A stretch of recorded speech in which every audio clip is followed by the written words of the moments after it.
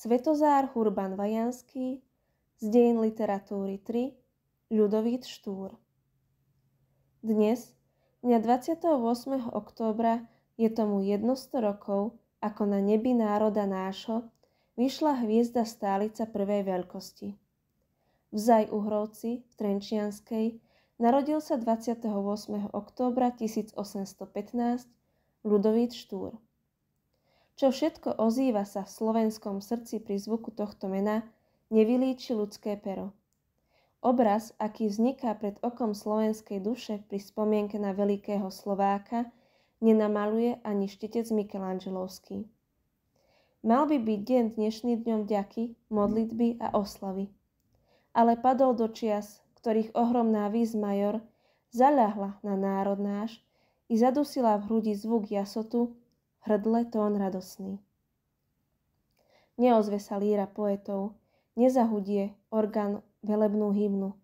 Slovenské slobodné a úprimné slovo nemôže širokým, hlbokým tokom rozliať po Tatrách jasné lúče svetla, elektrický prúd oduševnenia, blahé rozcítenie vďaky.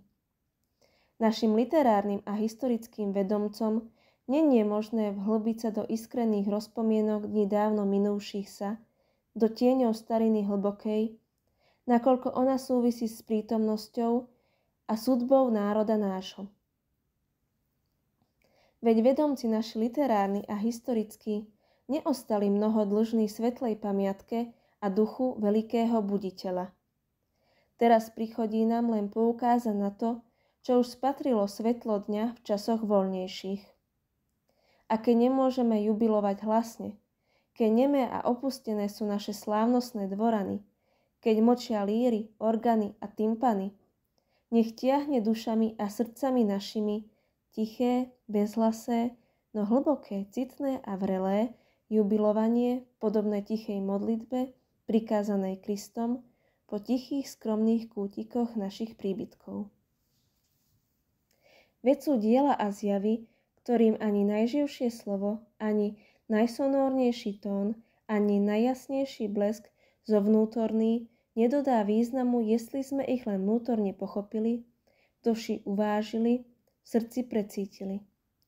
Sú duchovia, ktorí vládnu nami, našim vnútorným svetom, našimi myslami, citmi, nádejami.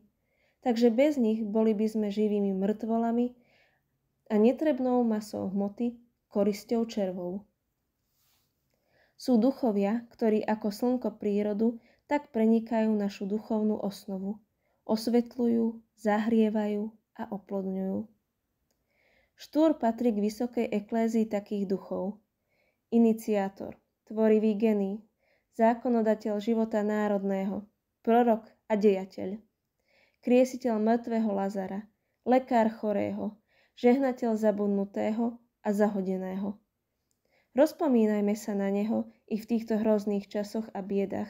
Jeho vysoký a svetlý obraz nech nám pomáha v úzkostiach a bôloch, na krídlach jeho jasného ohnivého ducha, silnej mysle a prorockého nadšenia prelaďme cez hmly a mrákavy k svetelnej budúcnosti.